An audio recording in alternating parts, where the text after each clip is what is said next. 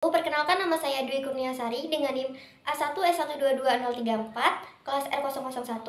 Di sini saya akan menjelaskan book report hasil observasi saya mengenai gangguan kesulitan belajar terhadap anak guna memenuhi tugas UTS mata kuliah evaluasi dan diagnosis kesulitan belajar yang diampu oleh Bapak Muhammad Hamdi SPD MPD. Jadi di sini pertama-tama saya akan sedikit menjelaskan mengenai identitas si anak yang berinisial IN. IN ini merupakan anak perempuan yang berjenis kelamin perempuan, tempat dan tanggal lahirnya yaitu di Jambi pada tanggal 3 Juli 2013. Pekerjaan orang tuanya yaitu ayah sebagai petani dan ibu sebagai ibu rumah tangga. IN ini merupakan anak kedua dari dua bersaudara.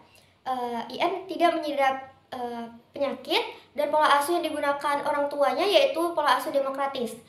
Tingkat prestasi akademiknya yaitu belum ada mengikuti lomba yang ada di sekolahnya. Selanjutnya yaitu dugaan kesulitan belajar.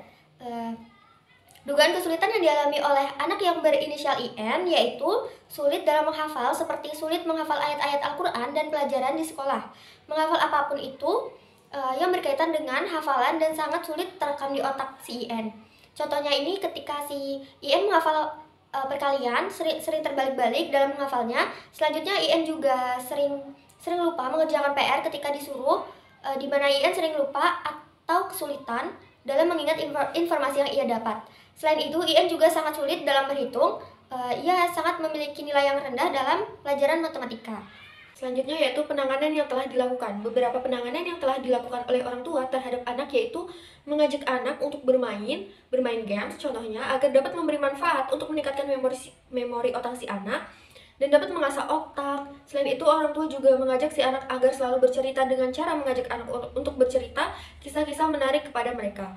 Melalui cerita tersebut dapat merangsang otak si anak sehingga daya memorinya meningkat. Aktivitas ini dilakukan orang tua pada saat menjelang tidur. Mengkonsumsi makanan bernutrisi, makanan yang mengandung vitamin, mineral, asam lemak esensial, asam fosfat, dan lain-lain mampu meningkatkan fungsi otak. Dengan begitu, si anak dapat mengingat lebih baik. Orang tua juga dapat mengatur waktu tidur si anak, bahwa tidur dalam waktu cukup efektif sebagai salah satu faktor yang penting dalam meningkatkan daya ingat si anak. Selain itu, penanganan yang dilakukan oleh orang tua yaitu orang tua selalu mengajarkan berhitung terhadap si anak dan memasukkan anak ke kelas bimbel matematika, tetapi anak juga sulit memahami matematika atau pelajaran matematika dan sulit berhitung. Baik, selanjutnya di sini saya akan menjelaskan mengenai perkembangan anak yang berinisial IN. Jadi saya melakukan observasi mengenai perkembangan IN melalui wawancara kepada orang tuanya mengenai perkembangannya. Di mana kata orang tuanya tuh IN tidak menyukai sayur-sayuran dan buah-buahan, ia lebih menyukai makanan instan. Kesulitan yang dihadapi oleh orang tuanya itu IN itu sulit menerima dan mengingat informasi serta menghafal dan berhitung. Perkembangan secara fisiknya tidak mengalami permasalahan. Saya menanyakan apa kesulitan yang dialami oleh IN kepada ibunya, lalu ibunya pun menjawab bahwasanya IN ini sulit menghafal dan sering terbalik-balik dan sulit berhitung dan memahami materi matematika di sekolahnya. Selanjutnya yaitu mengenai akademik IN di sekolah. Jadi setelah saya melakukan wawancara terhadap IN mengenai prestasi akademiknya, IN belum pernah mendapatkan juara baik di sekolah. Dia belum pernah mendapatkan juara baik dari akademik maupun non-akademik di sekolahnya. Saya juga melakukan observasi dan wawancara untuk memperkuat pada fokus akademik melalui memberikan pertanyaan kepada orang tuanya. IN tidak pernah memenangkan lomba atau tidak pernah mendapatkan juara lomba, tetapi ia pernah mengikuti lomba menggambar. Ia sangat menyukai menggambar tetapi juga belum pernah menang. IN juga tidak pernah mendapatkan juara kelas karena IN sering mendapatkan peringkat 20 dari 23 siswa. Selanjutnya di sini saya akan menjelaskan mengenai identifikasi kesulitan belajar yang dialami anak yang berinisial IN ini. Jadi, kesulitan belajar IN sepertinya bukan karena tidak berfungsi otak, tetapi karena memang tidak ada penyakit kronis, tetapi IN selalu sulit untuk menghafal dan sulit memahami materi, khususnya materi berhitung pada mata pelajaran matematika. Selanjutnya yaitu gangguan belajar yang dialami oleh anak yang berinisial IN ini yaitu berada pada tingkat konseptual, di mana IN tidak menguasai materi pembelajaran secara keseluruhan. Dalam hal ini, tingkat penguasaan mereka sangat rendah sekali.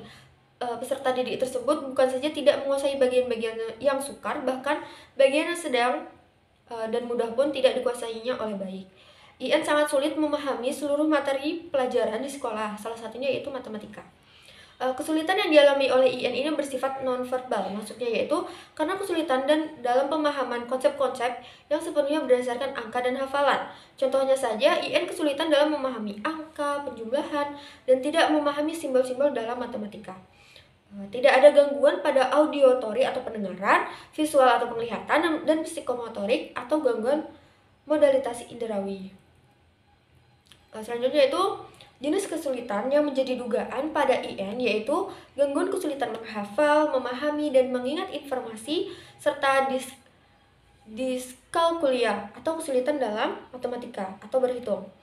Menurut pendapat saya, setelah saya melakukan observasi, sepertinya tingkat gangguan kesulitan ini sudah termasuk gangguan kesulitan belajar yang berat.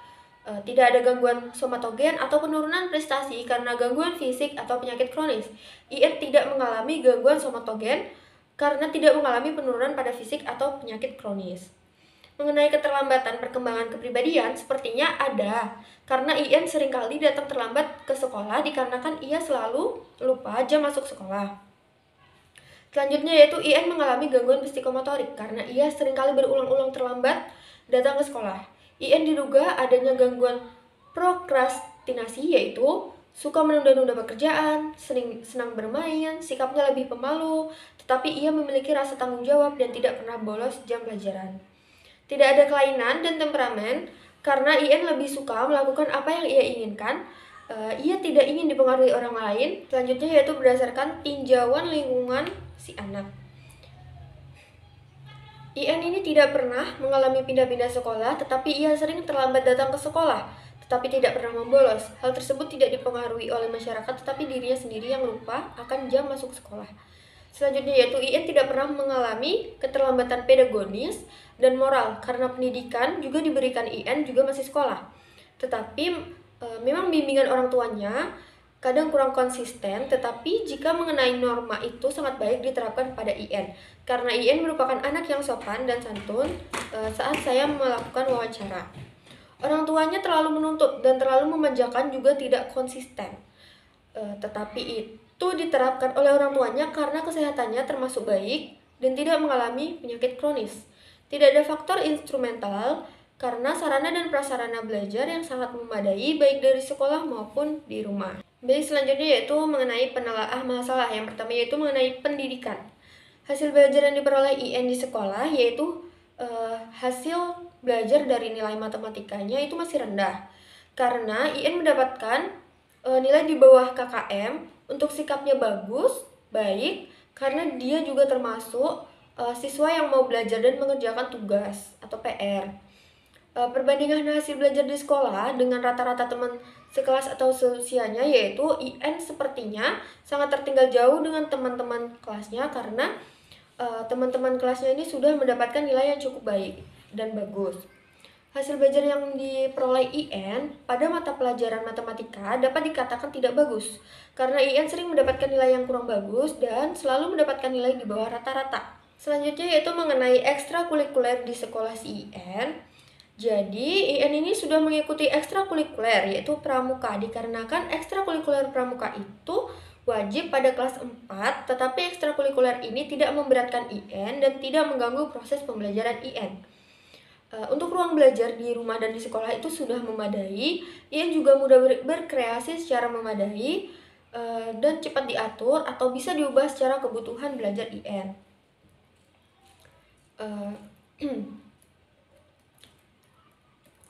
Di rumah juga sudah terdapat ventilasi yang memadai karena rumah IN juga termasuk yang besar dan luas. Begitupun sekolahnya bersih, udara pun bisa masuk yang membuat ruangan bisa menjadi lebih segar. Tempat belajar IN ini cukup nyaman, tidak dekat dengan perdagangan tetapi berada dalam pemukiman yang cukup padat. Teman sekelas IN yaitu laki-laki dan perempuan, tidak hanya laki-laki dan tidak hanya perempuan, tetapi ada keduanya. Sarana dan fasilitas belajar cukup memadai dan lengkap, sehingga mampu mencapai tujuan kemantapan proses belajar dan mutu belajar serta kepuasan belajar si IN. Sarana di sekolah seperti air, tempat ibadah, kantin, toilet, sangat kondusif dan bersih dan ada tempat ibadah seperti musola. Selanjutnya yaitu penelaah masalah mengenai psikologis anak yang berinisial IN. Jadi, tingkat kecerdasan IN ini secara umum yaitu kurang baik dikarenakan IN selalu mendapatkan nilai buruk dan peringkat rendah atau peringkat terakhir dari 23 siswa. Bakat khusus atau minat yang berkembang dalam diri IN yaitu IN ini sangat suka menggambar. Perhatian dan konsentrasi IN dalam semua bidang di sekolah yaitu ia termasuk siswa yang sangat memperhatikan guru saat guru menjelaskan, tetapi ia sangat sulit mengingat dan menghafal materi yang diberikan oleh guru. Kalau motivasi belajar dari si IN ini, IN merupakan siswa yang sangat semangat dalam menjalankan proses pembelajaran, tetapi ia sangat sulit memahami dan menghafal pembelajaran. Kondisi perasaan atau emosi IN ini baik dalam hal emosional karena dia bisa mengontrolnya, tetapi dalam memahami diri dan kepercayaan diri dalam pembelajaran itu memang kurang baik karena faktor gangguan kesulitan yang dialaminya. Baik, selanjutnya yaitu penelaah masalah mengenai fisik dan kesehatan. Jadi, kondisi penginderaan IN ini tidak terganggu dan masih berfungsi dengan baik karena pada saat saya melakukan wawancara terhadap IN, pendengarannya masih baik. Makanan dan gizi yang ia konsumsi sepertinya belum cukup dikarenakan ia tidak menyukai sayur-sayuran dan buah-buahan, ia lebih menyukai makanan instan. Selanjutnya itu IN lahir dengan normal, tidak ada gangguan dalam proses kelahiran seperti prematur atau menggunakan alat. Selanjutnya, IN tidak mengidap atau mengalami penyakit kronis. Baik, selanjutnya yaitu mengenai penelaah masalah mengenai sosial. Karakteristik orang tua IN menurut pengalaman pribadinya, ia merupakan sosok orang tua yang tegas dan sangat sayang terhadap IN serta perhatian dan tidak pernah menunjukkan kekerasan di depan anaknya. Status sosial ekonominya juga termasuk orang yang sudah dikatakan dapat memenuhi semua kebutuhannya dan merupakan orang yang berada. Ayah dan ibunya merupakan lulusan SMA. Ia menerapkan pola asuh demokratis di mana orang tua akan bersifat tegas pada porsinya dan perhatian juga, tetapi tidak terlalu memanjakannya. Di sini sikap orang tuanya si IN termasuk sikap orang tua yang ambisius, over analysis, karena terlalu menuntut anak agar sesuai dengan yang diinginkan oleh orang tuanya, seperti menjadi siswa yang pintar, tidak mendapatkan peringkat yang buruk, maka orang tua memasukkan anak ke tempat bimbingan belajar agar anak menjadi lebih baik dan agar anak menjadi anak yang pintar dan memahami materi dan dapat berhitung serta memahami simbol-simbol matematika dengan baik. Ayah si anak ini merupakan orang tua yang sangat suka bekerja keras, ulet, bergaya santai, konsisten, jujur, loyal, dan sangat bertanggung jawab menafkahi anak dan istrinya, serta sangat tekun, ulet, dan semangat bekerja untuk anak dan istri. Ia semangat bekerja untuk membiayai sekolah anaknya agar anaknya sekolah tinggi dan menggapai cita-citanya si anak. Ia juga sering mengajari materi matematika terhadap si anak dan selalu memperhatikan anak. Keluarga IN ini tidak terlalu banyak. IN merupakan anak kedua dari 2 bersaudara. Ia merupakan anak terakhir. Kakaknya merupakan anak yang pintar, tetapi ia sangat berbeda dengan kakaknya. Ia sangat sulit memahami pelajaran dan matematika sehingga orang tuanya menuntut ia harus seperti kakaknya. Hubungan orang tua dipengaruhi oleh kebiasaan-kebiasaan dalam budaya setempat karena berpengaruh terhadap persepsi mengenai waktu, ketepatan kerja, kecepatan kerja pola pikir, hubungan sosial, dan kedisiplinan dalam bekerja yang berpengaruh terhadap pengetahuan dan teknologi pada perilaku anak. Hubungan sosialnya yaitu anak dapat berinteraksi dan berhubungan dengan baik dengan teman sebayanya. Mengenai waktu, IN masih sering bermain dengan temannya, tidak ingat waktu atau lupa waktu. IN dalam berinteraksi itu merupakan anak yang sopan dan santun. Pengetahuan dan teknologi pada perilaku anak sangat berpengaruh karena dengan adanya teknologi dapat membantu anak dan orang tua dalam hal mendukung proses pendidikan. Baik, berdasarkan yang sudah saya paparkan atau saya jelaskan, dapat saya simpulkan bahwa anak yang berinisial IN ini mengalami gangguan kesulitan belajar, terutama dalam hal menghafal dan berhitung. Dugaan masalahnya termasuk diskalkulia, kesulitan matematika atau berhitung, kesulitan dalam memahami dan mengingat informasi. Orang tua dan guru telah melakukan upaya untuk membantu IN seperti memberikan bimbingan belajar dan les tambahan. Kondisi fisik dan kesehatan IN ini terlihat sangat baik. tanpa adanya gangguan fisik atau penyakit kronis. Dalam hal sosial, karakteristik orang tua dan budaya keluarga juga memerankan peran dalam perkembangan anak. Orang tuanya menerapkan pola asuh demokratis, di mana pola asuh tersebut merupakan pola asuh yang bercirikan adanya musyawarah dan dalam keluarga, kebebasan yang terkendali, pengarahan dari orang tua, bimbingan dan perhatian, saling menghormati antar anggota keluarga, dan komunikasi yang terarah, tetapi juga tegas dalam mengasuh anak. IN memperoleh hasil belajar yang tidak optimal dalam semua mata pelajaran, khususnya pada pelajaran matematika dan pada mata pelajaran menghafal. Motivasi IN untuk belajar cukup baik meskipun ia menghadapi kesulitan dari beberapa aspek belajar. Kesulitan dalam menghafal perkalian, penjumlahan, pembagian, dan simbol-simbol matematika menjadi masalah yang signifikan dalam perkembangan akademiknya.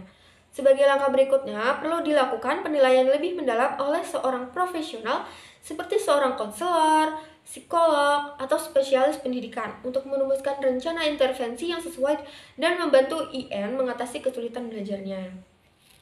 Baik, sekian pemaparan materi dari saya. Apabila ada kata-kata yang kurang berkenan, saya mohon maaf yang sebesar-besarnya. Saya akhiri. Wassalamualaikum warahmatullahi wabarakatuh.